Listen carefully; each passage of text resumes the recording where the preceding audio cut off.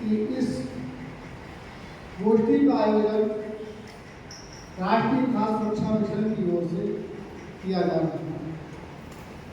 भारत एक कृषि प्रधान देश है और यहाँ की लगभग 70% जनसंख्या कृषि पर निर्भर करती है। यहाँ के लोगों का मुख्य व्यवसाय कृषि है। यहाँ के उद्योग धंधे प्रत्यक्ष रूप से अप्रत्यक्ष रूप से कृषि पर निर्भर रहते हैं। आज देश की जनसंख्या लगातार बढ़ रही है। जनसंख्या में तेजी से वृद्धि के कारण आज हम सब लोगों का भूमि का क्षेत्रफल छोटा होता जा रहा है।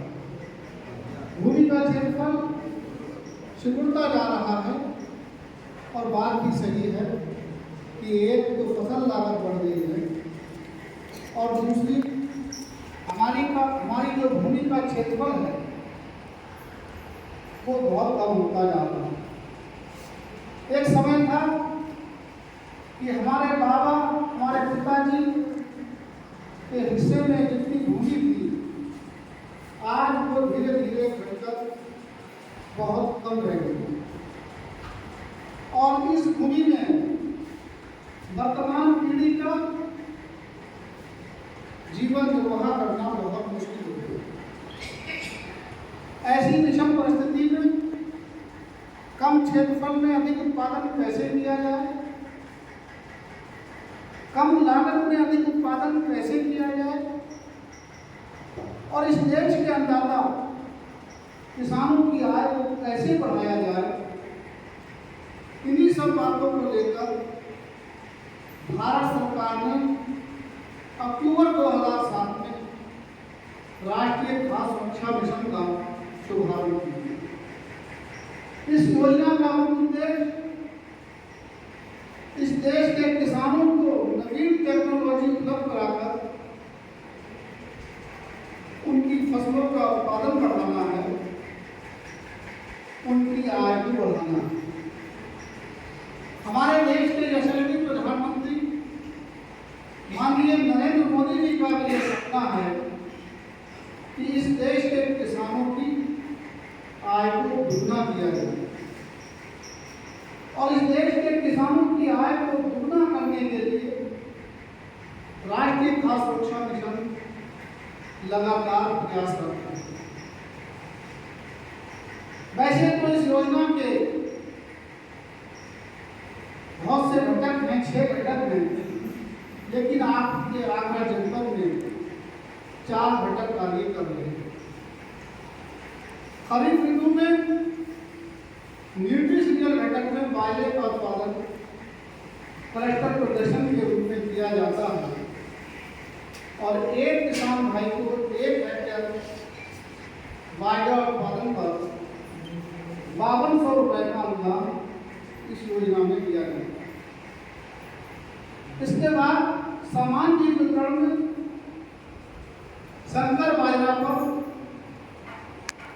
10,000 रुपये प्रति क्विंटल का अनुदान।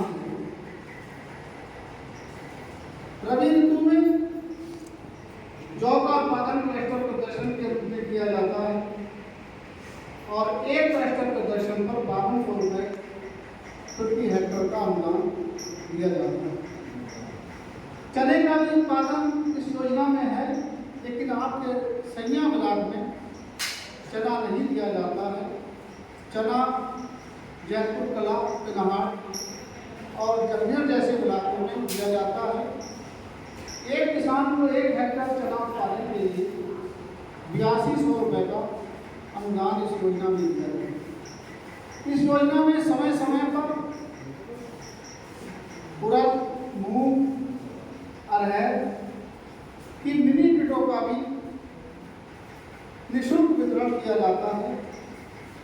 इस बार यानी पिछली साल से मिलेट्स की मिनी किटों का भी वितरण किया गया था, जिसमें बाजरा, ज्वार, आपका रागी, सांभर, कोदो, इनका भी निःशुल्क वितरण किया गया था। इस योजना में समय समय पर किसानों को प्रशिक्षण देकर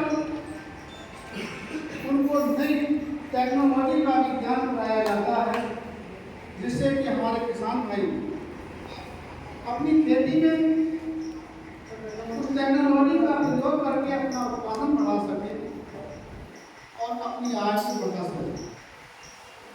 इस योजना में बहुत से कृषि यंत्र भी हैं, जिस पर सरकार द्वारा 40 से 50% का अनुदान दिया जाता है।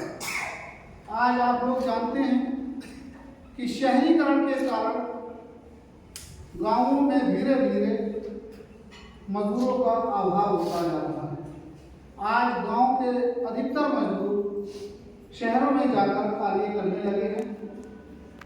फसल की बुवाई से लेकर फसल की कटाई तक, कटाई के समय मजदूरों का बहुत अभाव होता है, जिससे कि हमारी कृषि क्रियाएं लेट हो जाती हैं। हमारी फसल को काटने में भी हम सबको काफ़ी दिक्कतें आती हैं।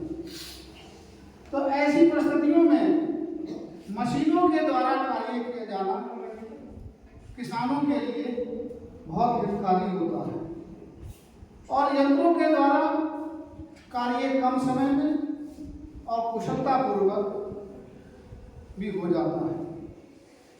आज मार्केट के अंदर फसल की बुवाई से लेकर फसल की कटाई और फसल की मड़ाई तक के यंत्र आ चुके हैं, जिनका प्रयोग हमारे किसान भाई अपनी खेती में करके अपना समय भी बचा सकते हैं और अपना धन भी बचा सकते हैं।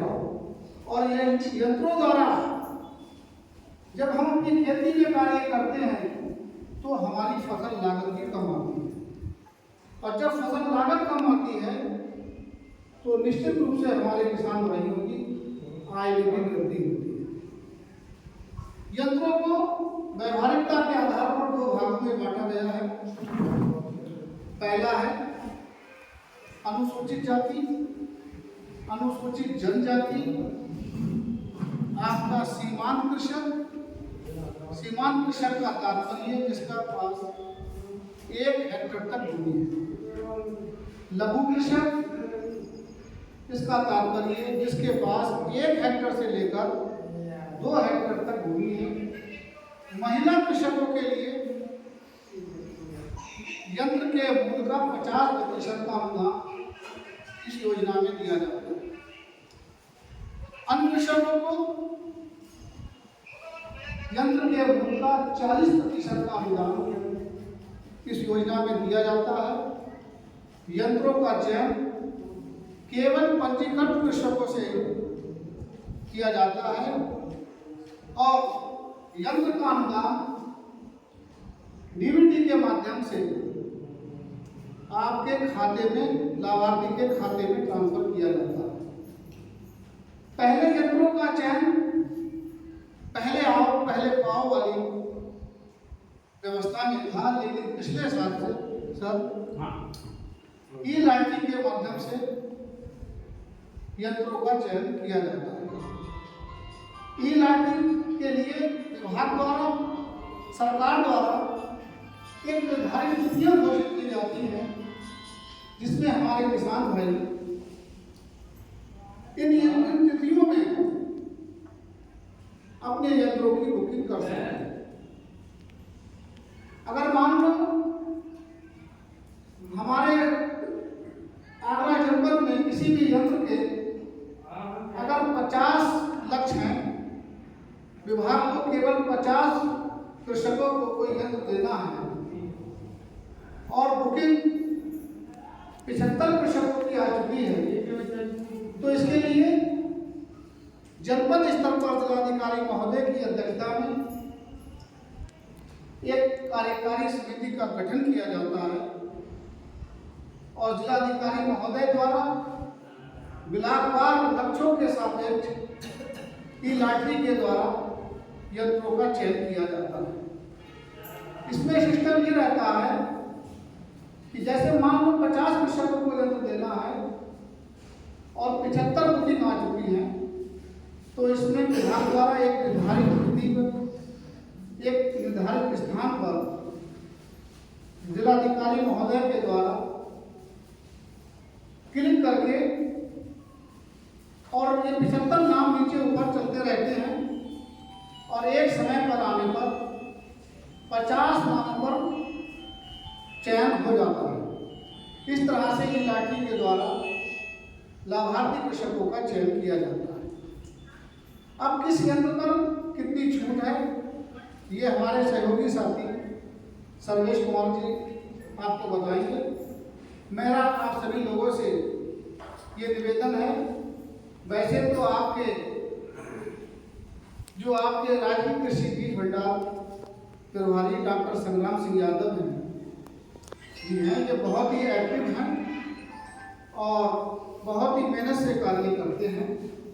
इनकी जितनी भी प्रशंसा की जाए मेरे हिसाब से कम होगी, इसलिए एक बार जोरदार ताली से इनका स्वागत किया जाए। आप लोग इनके संपर्क बनाए रखिए और कृषि विभाग की जितनी भी योजनाएं हैं इनका आप भरपूर लाभ उठाइए। बहुत बहुत धन्यवाद।